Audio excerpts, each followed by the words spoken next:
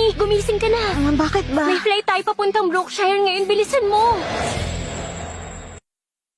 Ang labo naman, ang sabi niya darating na siya ngayon. Baka naman na-delay yung flight nila. Kamusta na kayo? Namiss ko kayong lahat sobra. Bumalik ka na.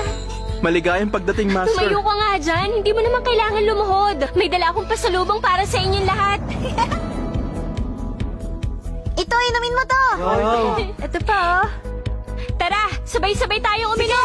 Cheers! Cheers!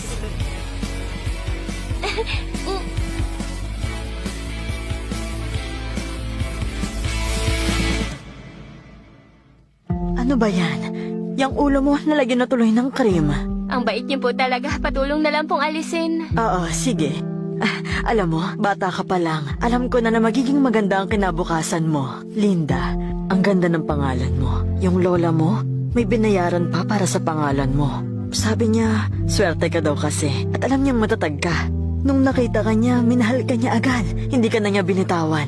Lagi kang nagpupumilit na sumama sa kanya. Kaya siya na rin ang nagpalaki sa'yo. Pati nagbayad ng matrikula mo. Kung buhay pa sana siya.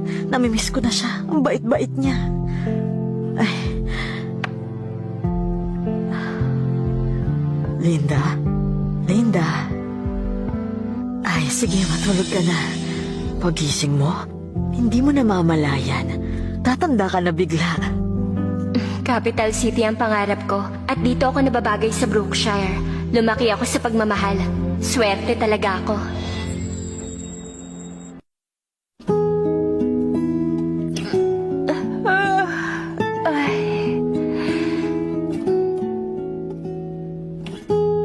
Salamat kina mama at papa at sa mga kapatid ko. Ako ng pinakamasayang prinsesa ngayon. Wow, ang yaman nyo naman. Inggit na inggit ako. Buhay prinsesa, yan ang pangarap ko.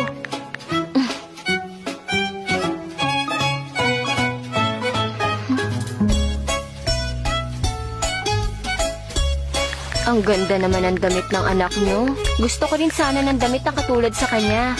Pwede nyo ba akong ibili? O kaya pahingin pera? Tignan natin.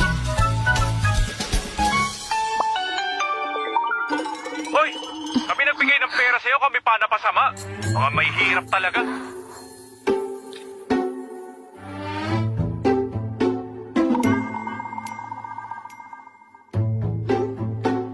Pwede mo akong insultuhin pero magbabayad ka. Bank account credited $10,000.